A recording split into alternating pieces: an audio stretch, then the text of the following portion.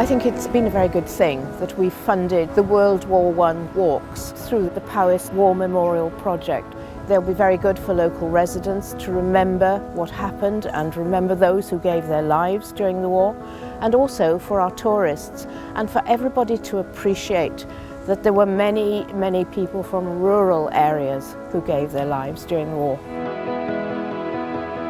The walks that have been set up around the county are excellent. It's helping people to learn about the history, and it's helping to bring to life to the young people of the county the realisation of what people went through. The walks are so important to people visiting the area, to look at the beauty of the countryside and to see it's just a great place to live, and why wouldn't you want to live in an area like this? And I just think if you come here once, you'll want to certainly come again as a visitor or even to live here.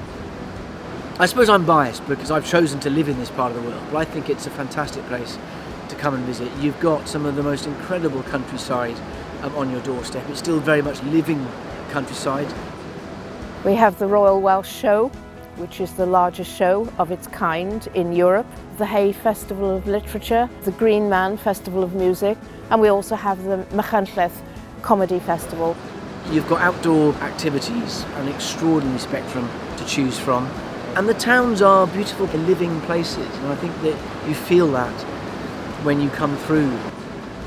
Mae'n bwysig cofio bod pob pentre yn Powys wedi colli rhywun. Dwi ddim yn gwybod bod un pentre wedi bod heb aberth. All of these memorials contain individual stories. They're all about real people. Dych chi'n gallu edrych ar y strydoedd ac edrych ar y tai lle roedd y pobl yma'n byw. Pob stryd yn pob pentref a pob tref wedi colli rhywun yn y rhyfel byd mawr.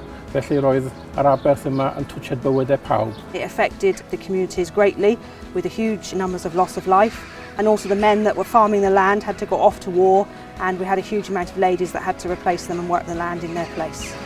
The most awful things about war and conflict is that it becomes this anonymising force. You know, we see names and numbers, but we don't really get to learn the humanity behind those names and numbers. So I love the idea of engaging that act of memory in the physical act of walking.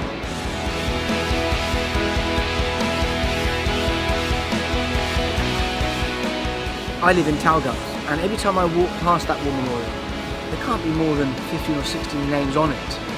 But one of my favourite writers, David Jones, in his fantastic work about the First World War, in parentheses, he talks about walking past this body of a man from Talgarth. And every time I look at that memorial, I think, he was looking at one of you know, one of those names. So I think it really changes your relationship with the more, it's hardly urban, but with the townscapes in the area, which is of course a beautiful area in terms of the countryside. But I think through the prism of World War I, it's a great way to get to know the towns and the villages as well.